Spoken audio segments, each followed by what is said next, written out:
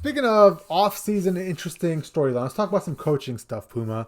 The big one being Sean Payton. He's the big fish out there. He's the coach that everybody wants. He's been linked to so many different organizations. Officially, it looks like this week he's meeting with the Texans, the Panthers, and Denver Broncos, with more teams looming in the background. Now, Sean Payton himself went on Colin Cowherd's show the other day and said Mickey Loomis is looking for a mid to late first-round pick as compensation because the New Orleans Saints hold the rights to Sean Payton's contract. So if he was to sign on with a new employer, whether it be the Denver Broncos or the Texans or the Panthers, they would in all likelihood need to send a first round pick back to the New Orleans Saints. So, Puma, where does Sean Payton land in your mind? Oh man, Cha-ching, money bags in Denver, maybe.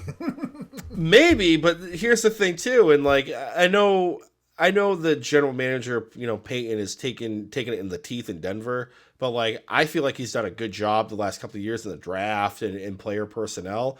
You have to understand, like wherever Sean Payton goes, he is going to want essentially like autonomy to do whatever he wants with the roster.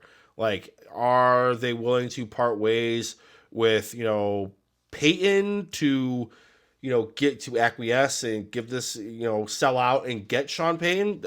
Maybe. I don't know if they're ready to go down that road. But, I mean, essentially, like, the Walton family has really no ties to Payton. He was hired by the previous regime, the Bolin family, Bolin family trust, I should say.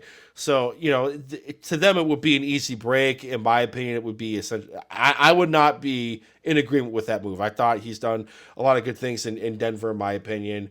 The mid to late round draft pick for compensation, does that really apply for the Panthers who are in your division? I think that's going to be different, but I also think Dave Tepper is just tired of having this rebuild that's going on. There's a lot of young core pieces, and I think he would be the dude that would be willing to overpay and give him everything that he wants. And let's be honest, when it comes down to brass tacks, the taxes are a lot less in the Carolinas here, and then the Texas. If I had to rank it, I kind of I go Broncos, Panthers, and Texans. But I feel like if he goes to the Texans, and I said this to you offline, like if he goes to Houston for some reason, he is definitely going to be running that show, especially with no more Jack Easterby. And I think Nick Caserio would be on borrowed time at that point.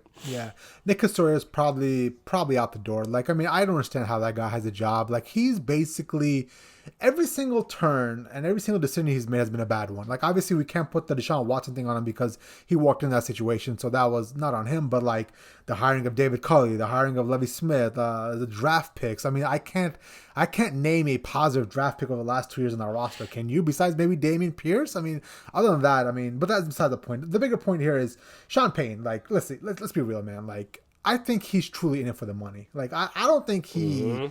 I don't think he really is like, he's a young coach coming up. He's trying to make his name in the game, trying to win the Super Bowl. I think this is about the bag for Sean Payton. And the wealthiest owners right now are the Walton family and the Denver Broncos. Like, that Walmart money runs deep, brother, man. And I think that's where he's probably going to end up. Now, there's a lot to be played out with regards to how is he going to mesh with Russell Wilson. Is Russell Wilson fixable? That's going to be part of this whole ordeal as well. And then the other thing is, like you said, like how much control are the Denver Broncos willing to give him, right? And I think with the Walton family, it seems like those guys are in it for the right reasons. Looks like they've spent money on the stadium, facility, new turf, all that stuff. Seems like they're going to throw the money around as needed. And I think they're going to acquiesce some of the power to him that he wants to ensure that they win. So I'm looking forward to see where it goes, but I would love to see Sean Payton in the AFC West really be a thorn in Andy Reid's side. That'd be kind of fun to watch for football season.